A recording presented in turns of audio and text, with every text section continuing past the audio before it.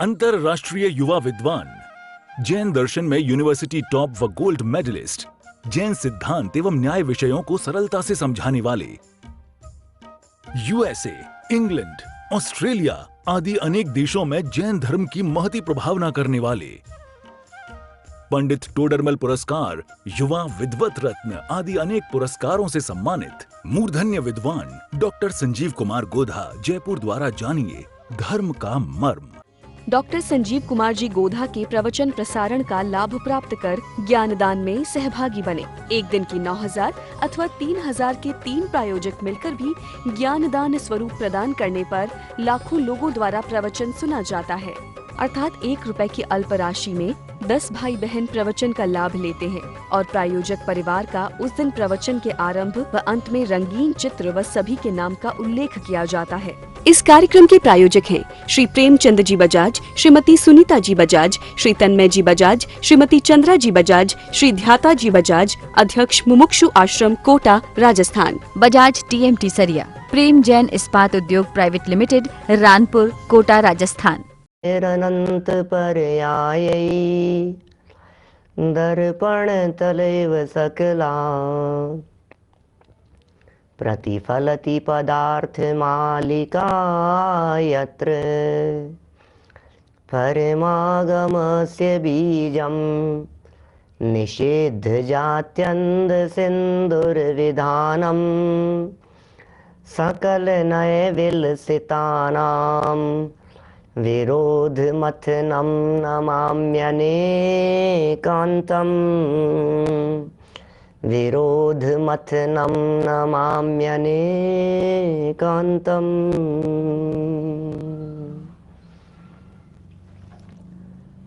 पुरुषार्थ सिद्धि उपाय नामक यह ग्रंथ है अमृत चंद्राचार्य की। यह रचना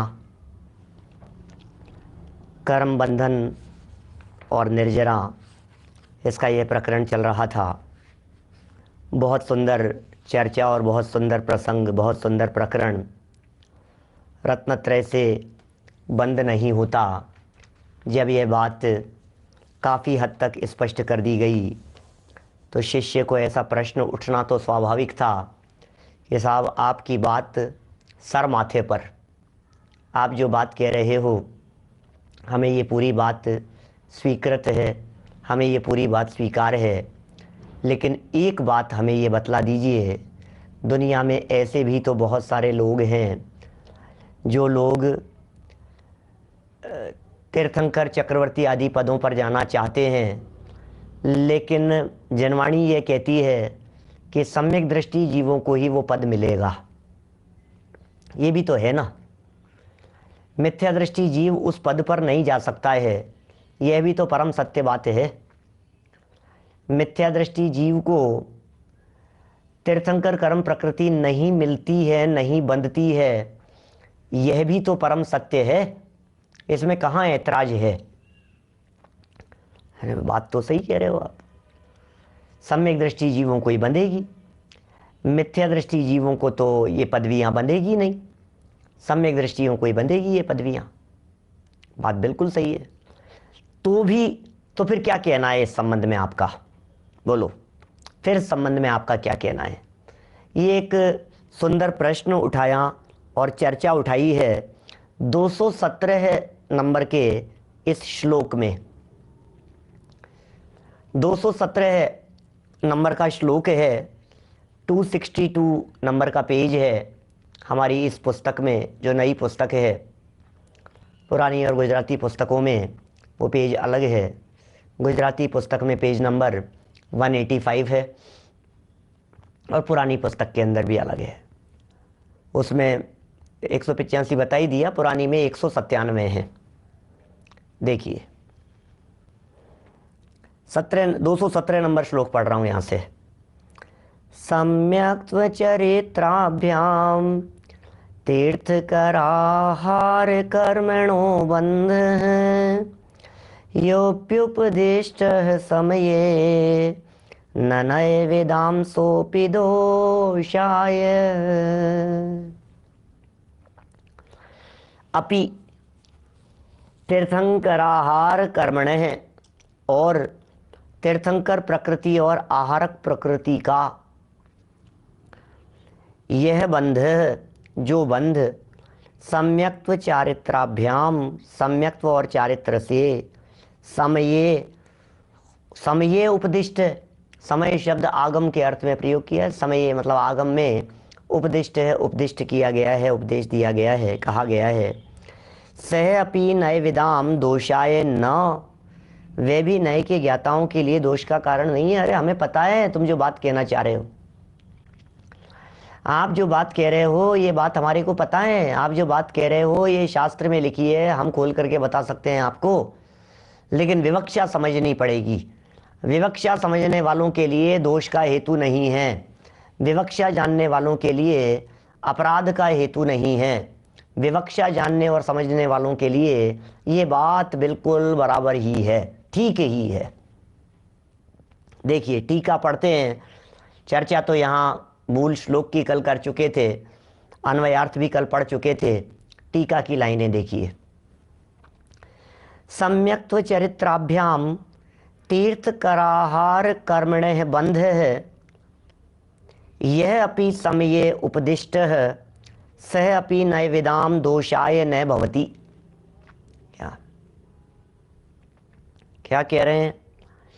सम्यक दर्शन, ज्ञान और सम्यक चारित्र से तीर्थंकर प्रकृति और आहारक प्रकृति का बंध होता है, ऐसा जो सिद्धांत में उपदेश है। सिद्धांत माने आगम, सिद्धांत माने मूल शास्त्र, सिद्धांत माने जिनवाणी, सिद्धांत माने परंपरा से चली आई हुई बातें, सिद्धांत माने धवलादी ग्रंथों की बातें। क्या माने ये जो बातें सिद्धांत के अंदर कही गई है, वो क्या सिद्धांत में बात कही है कि सम्यक दर्शन से, सम्यक ज्ञान से, सम्यक चारित्र से तीर्थंकर प्रकृति और आहारक प्रकृति का बंध होता है। क्या इन तीनों से माने रत्नत्रय से तीर्थंकर कर्म प्रकृति बंधती है और आहारक प्रकृति का बंध होता है, ये सिद्धांत में उपदेश है। आहारक प्रकृति तो समझ गए ना आप। आहारक प्रकृति की चर्चा कल हमने थोड़ी बहुत आपके बीच में की है। यह आहारक प्रकृति क्या चीज है? आहारक प्रकृति माने आहारक शरीर, जिस कर्म प्रकृति के उदय में, जिस कर्म प्रकृति के निमित्त से आहारक शरीर बनता है, उसका नाम आहारक कर्म प्रकृति है। जिस कर्म के उदय से ये बनता है वो आहारक कर्म प्रकृति है। अच्छा, हाँ जी बिल्कुल, ऐसी भी कर्म प्रकृतियां हैं कि हाँ, नाम कर्म की 93 प्रकृतियों में आहारक शरीर और आहारक अंगोपांग नाम की प्रकृतियां हैं। नाम कर्म की 93 प्रकृतियों के नाम तत्वार्थ सूत्र से जान लेना। वहां लिखे गति, जाति, शरीर, अंगोपांग, निर्वाण, बंधन, संघात, संस्थान, सहनन, स्पर्श, रस, गंध, वर्णानुपूर्व्या, गुरूप, लघुप, घात, परघाता, तपोद्योतोच्छ्वास, विहायो गति है। प्रत्येक शरीर, त्रस, सुभग, सुस्वर, शुभ सूक्ष्म स्थिर आदेय है। फिर आगे सेतराणी तीर्थ करत्वम चे, ये जो सूत्र दिया है ना पूरा, इस पूरे सूत्र में नाम कर्म की 93 प्रकृतियों के बारे में बता दिया। तो गति, जाति, फिर शरीर, 5 प्रकार के शरीर, ये प्रकृति है नाम कर्म की, 5 प्रकार के शरीर। फिर अंगोपांग कर्म प्रकृति है। अंगोपांग कर्म प्रकृति के 3 भेद हैं अंगोपांग के। एक तो औदारिक शरीर में अंगोपांग होता है। हमारा जो शरीर है, इस शरीर का नाम है औदारिक शरीर। इस औदारिक शरीर में अंगोपांग होते हैं। अंग और उपांग, आप जानते हैं अंगोपांग क्या चीज होती है? अंग किसे कहते हैं, उपांग किसे कहते हैं? अंगोपांग है? जैसे हाथ ये अंग है और उंगलियां ये उपांग है। ये फेस, चेहरा, मुख ये अंग है और नाक, ये कान ये उपांग है।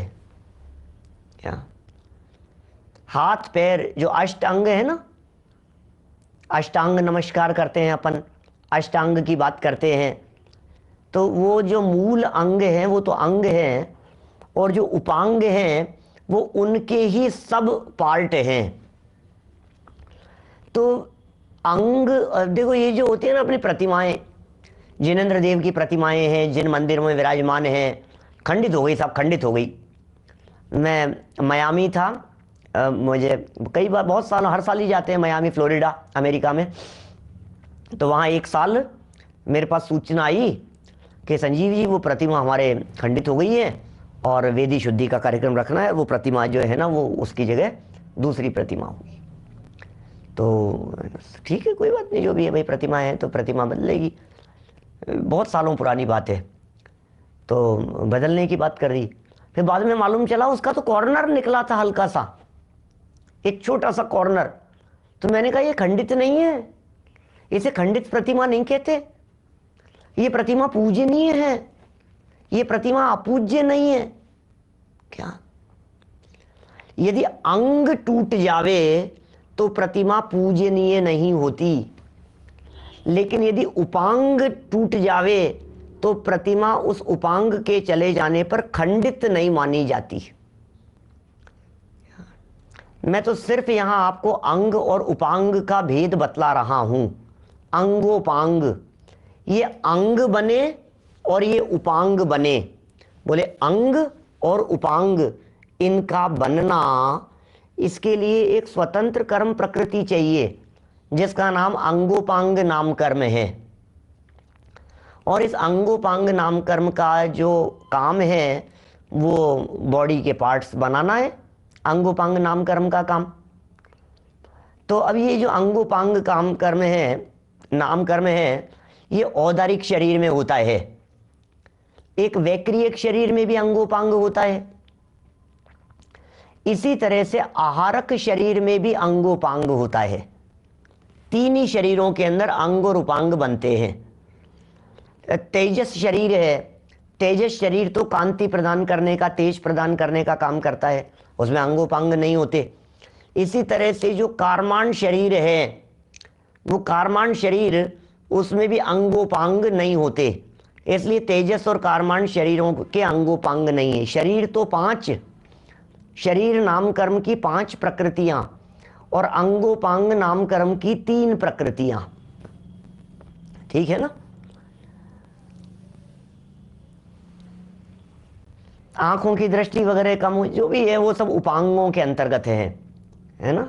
उपांगों में कितनी सामर्थ्य है, शक्ति है, वो सब उन कर्मों के अंतर्गत आएंगे। और बहुत बहुत तरह की बातें हैं, मोटे मोटे 93 भेद बतलाए हैं इन कर्म प्रकृतियों के। विस्तार में जाओ तो नाम कर्म के असंख्यात लोक प्रमाण भेद हैं नाम कर्म के।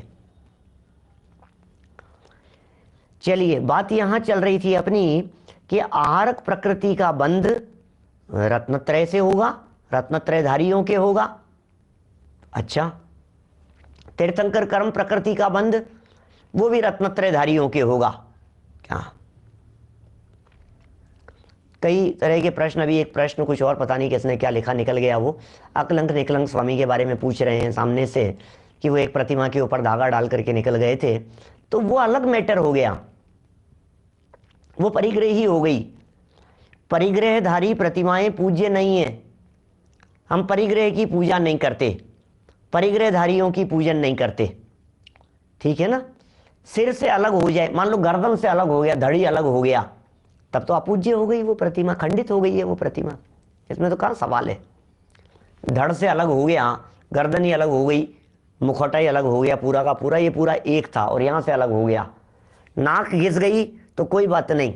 और कई तीर्थ क्षेत्रों के ऊपर ऐसे हैं जो वो प्रतिमाएं हैं जो घिस गई हैं, लेकिन पूज्य हैं वे सारी प्रतिमाएं, कोई दिक्कत नहीं है उसमें।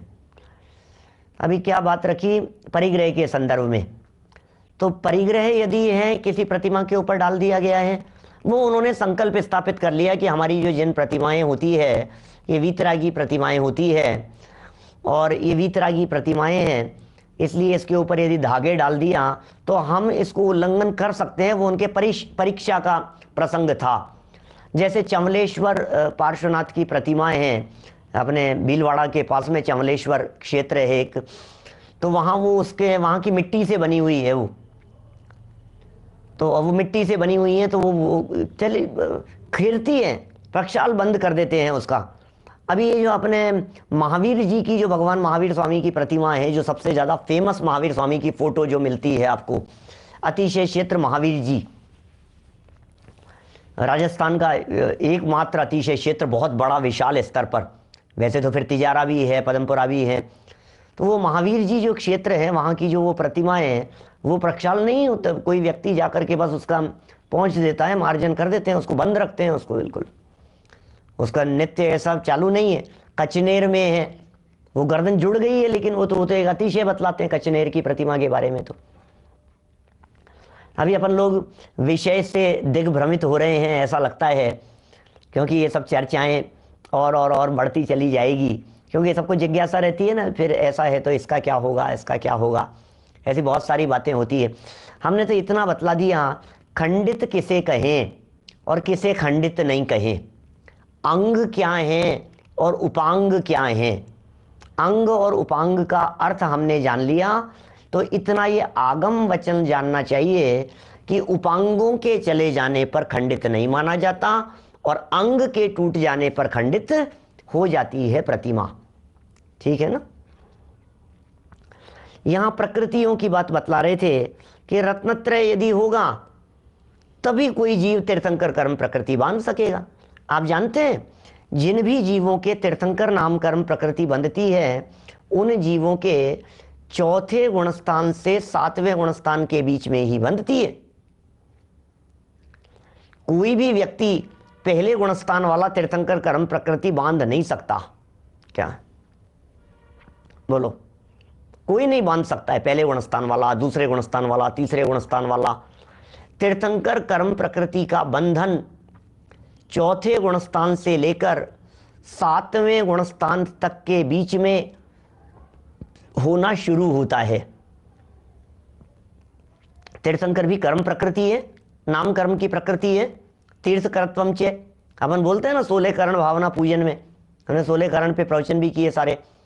16 कारण भाय तीर्थंकर जे भये, इसका मतलब 16 कारण भावनाओं को भाकर जिन जीवों ने तीर्थंकर कर्म प्रकृति का बंधन किया, जिनके बंधा वो तीर्थंकर कर्म, उनके तीर्थंकर कर्म उदय में आया, फल मिला। ठीक है ना। अब वो तीर्थंकर कर्म प्रकृति का फल मिल गया तो तीर्थंकर बन गए, ऐसा है उदय में। प्रश्न यहां यह है कि वो जो तीर्थंकर कर्म प्रकृति थी, ये तीर्थंकर कर्म प्रकृति किसको बंधी? बोले चौथे गुणस्थान से 7वें गुणस्थान तक के जीवों के बंधती है, बंधना शुरू होती है। नित्य बंधनी प्रकृति कहते हैं इसको, है ना। ध्रुव बंधी प्रकृति है, निरंतर बंधती रहती है, बनती रहती है, बनती रहती है।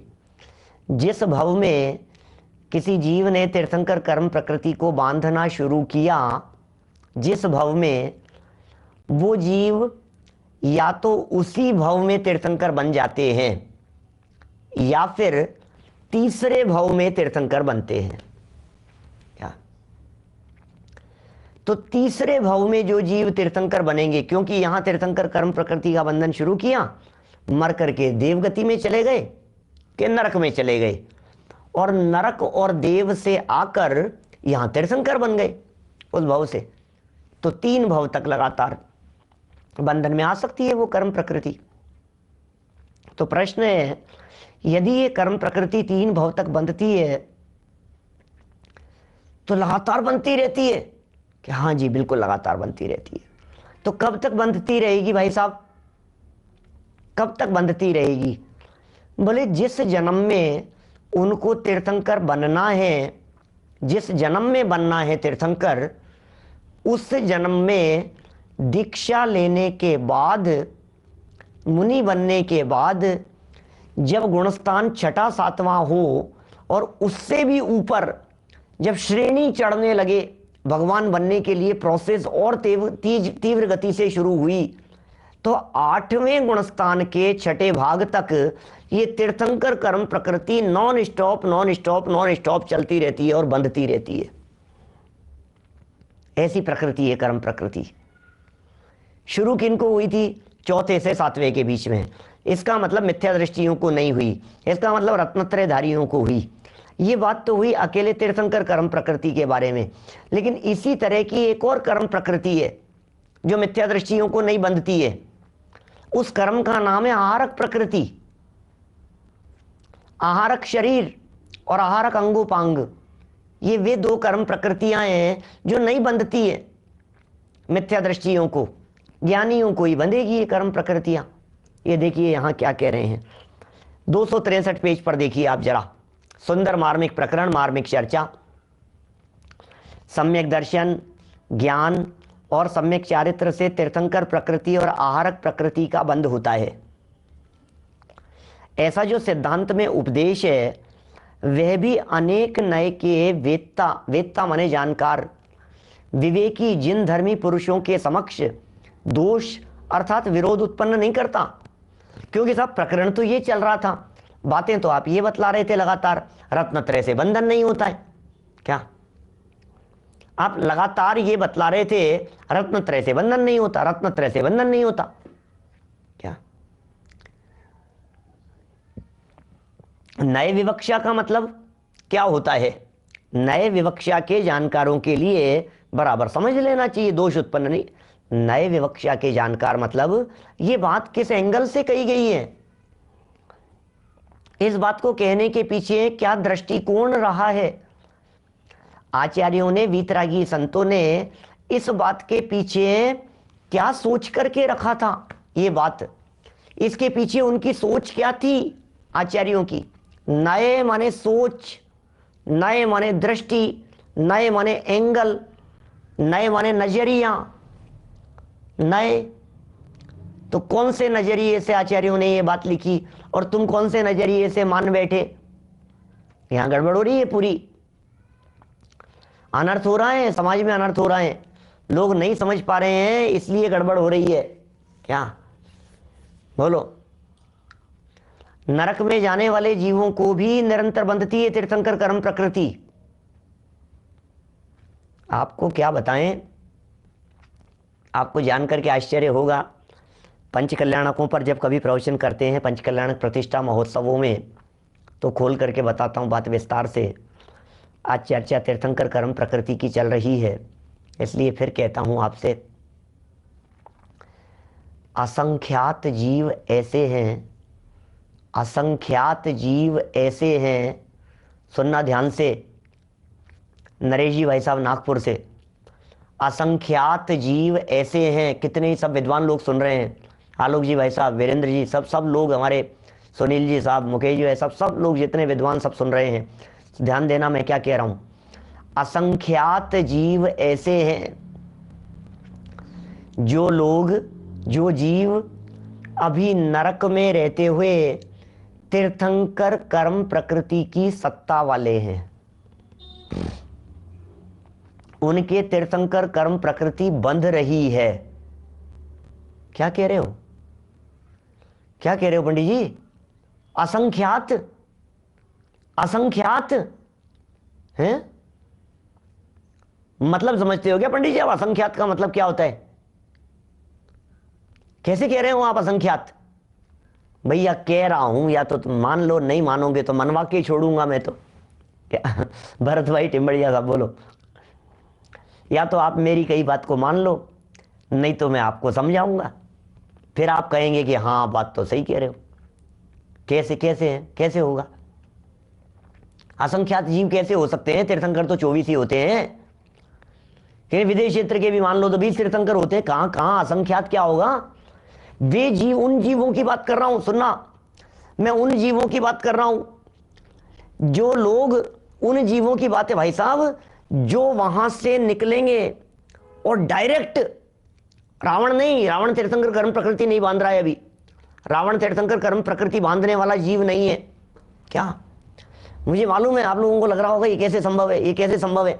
क्या भाई चिंतामण, ये सब विद्वान है, हमारे शास्त्री विद्वान है सब लोग। सुनो भाई, नितिन भाई सुन रहे हैं, नितिन सूरत से सुन रहे हैं, इधर से सुन रहे हैं, हमारे उमाकांत जी हैं।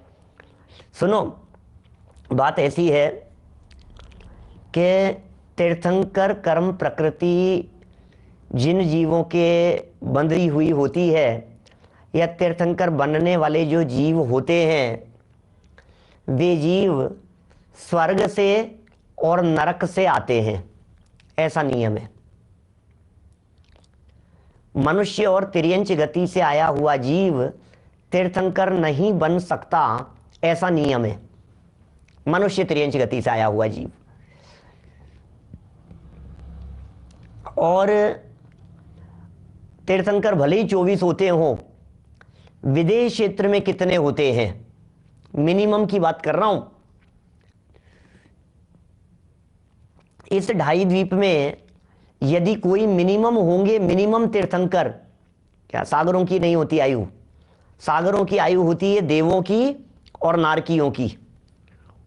विदेश क्षेत्र में जो तीर्थंकर हैं वे 20 हैं मिनिमम, मिनिमम ही मानो जी, अभी तो मिनिमम मानो आप।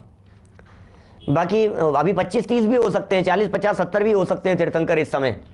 20 तो मिनिमम है, मैक्सिमम 160 हो सकते हैं विदेश क्षेत्रों में।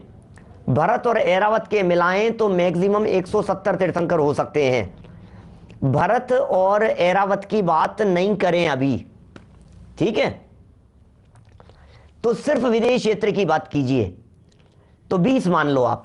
अच्छा 20 अभी है इस समय 20, कि हाँ जी 20 हैं अभी, ठीक है। मेरे कम से कम की बात करो आप, तो अभी ज़्यादा में तो आप ही मान लोगे, फिर तो बहुत ही हो जाएंगे।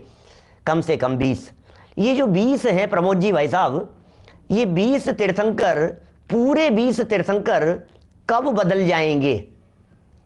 क्या ये पूरे 20 तीर्थंकर कब बदल जाएंगे? कितना टाइम लगेगा?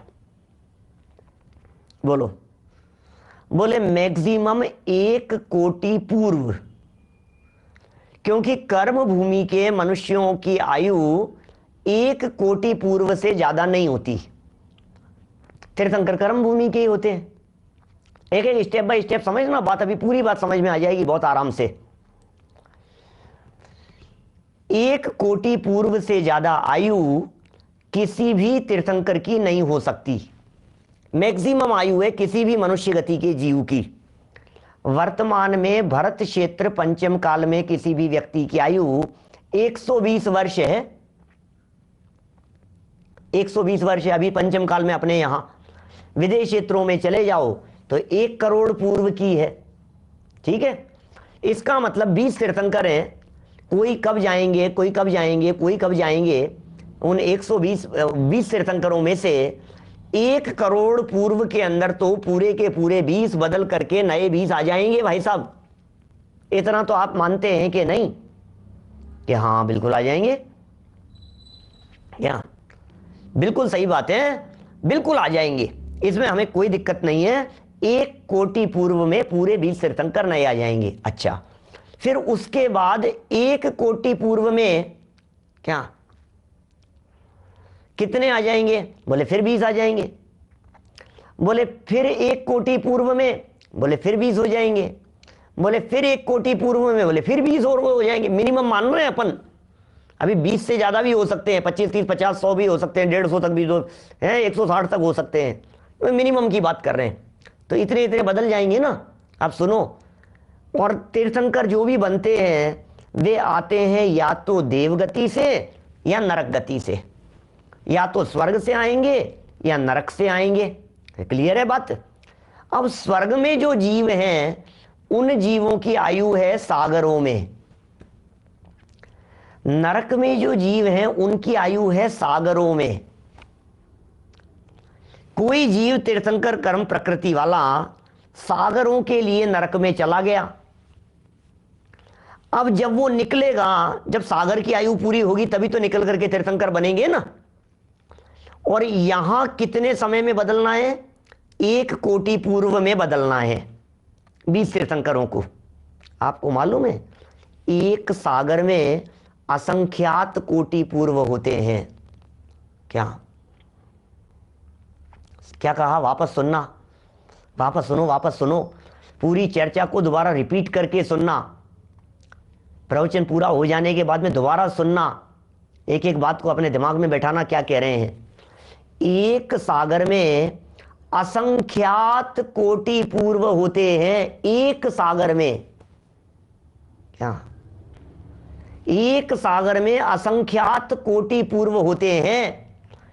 इसका मतलब एक सागर के लिए यदि कोई जीव तीर्थंकर प्रकृति वाला नरक में बैठा है तो वो जब तक निकलेंगे ना तब तक असंख्यात 20 तीर्थंकर, असंख्यात 20 तीर्थंकर विदेश क्षेत्र में निर्वाण को प्राप्त हो चुके होंगे, तीर्थंकर बन के, दिव्य ध्वनि खिर के, सब कुछ होकर के मोक्ष जा चुके होंगे।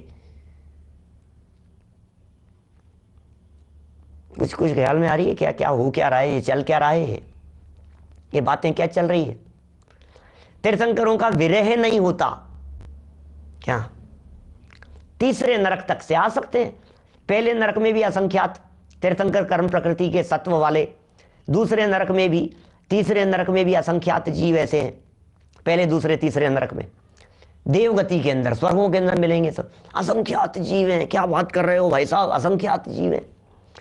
एक सागर, अब मान लीजिए कोई 1 सागर, 3 सागर, 7 सागर, 5-6 सागर की आयु वाले नरक के अंदर जो नारकी तीर्थंकर कर्म प्रकृति को बांध रहे हैं वो निकलेंगे, तब तक तो असंख्यात असंख्यात असंख्यात असंख्यात। अरे पूरे कहां से होंगे, पूरे कैसे होंगे, मुझे तो ये बतलाइए। ये 20 तीर्थंकर मोक्ष चले गए, नए 20 तीर्थंकर लाओ, लाओ कहां से लाओगे? बोले कहां से लाएंगे भाई साहब, देव और नरक से ही तो आएंगे। कि फिर 20 पूरे हो गए 1 कोटि पूर्व में, फिर नए तीर्थंकर कहां से आएंगे? देव नरक से ही तो आएंगे। बोले फिर 20 पूरे हो गए, अब लाओ नए कहां से आएंगे? बोले वहीं से तो आएंगे, देव नरक से ही तो। बोले वहां से कैसे आएंगे, वहां तो सागर के लिए अटक गए। अरे सागर के लिए अटक गए लेकिन आयु पूरी भी हो रही है, असंख्यात हैं ऐसे। जिन जिन की आयु पूरी होती जा रही है, आते जा रहे हैं, मोक्ष होता जा रहा है उनका, अब बाकी बैठे हैं अपने अपने आयु पूरी होने के बाद में आएंगे। अब जैसे समझ लीजिए यहां अपने ऋषभ देव स्वामी की बात करें तो ऋषभ देव भगवान ने तीर्थंकर कर्म प्रकृति बांधी थी यहां, क्या तीर्थंकर कर्म प्रकृति बांधी थी ऋषभ देव भगवान ने मध्य लोक में, और मर करके सर्वार्थ सिद्धि में चले गए। तो सर्वार्थ सिद्धि में 33 सागर की आयु, अब 33 सागर की आयु लेकर के तीर्थंकर कर्म प्रकृति बंध रही है, बंध रही है, बंध रही है, बंध रही है, बंध रही है, बंध रही है, बंध रही है, बराबर 33 सागर तक बंध रही है। अब इतने 33 सागर में यहां क्या होगा?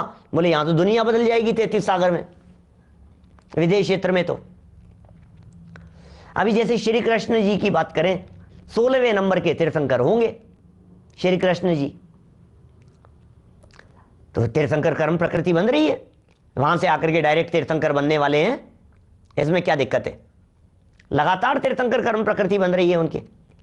रावण के नहीं बंध रही है क्योंकि 3 भव से पहले तीर्थंकर कर्म प्रकृति बंधती नहीं है, और रावण के अभी भव बहुत सारे बाकी हैं तीर्थंकर बनने के पहले। तीर्थंकर बनने के बाद तो भव ही नहीं होंगे। तीर्थंकर बनने के पहले रावण के जीवन में बहुत सारे भव हैं, बहुत सारे भव हैं, बहुत सारे भव हैं। अभी कई भव धारण करेगा वो, बहुत सारे जन्म जन्मांतरों में भी भटकेगा वो। 3-4 भवों की तो चर्चाएं शास्त्रों में मिलती ही है रावण के संदर्भ में।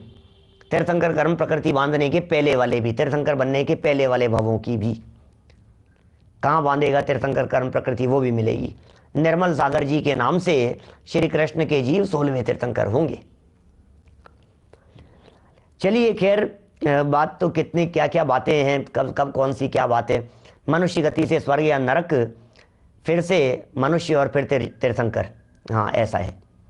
मनुष्य गति में बांधना शुरू किया, स्वर्ग या नरक में चले गए, वापस मनुष्य में आए और तीर्थंकर बनकर के मोक्ष हो गया।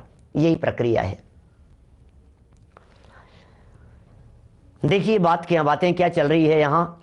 सिद्धांत की बात कह दी, नए विवक्षा, माने ये जो बातें कही है ये सब बातें किस विवक्षा से कही है भाई साहब? ये ऐसा कैसे कह दिया आपने ऐसा कैसे कह दिया? ये बात गले नहीं उतर रही है हमारे।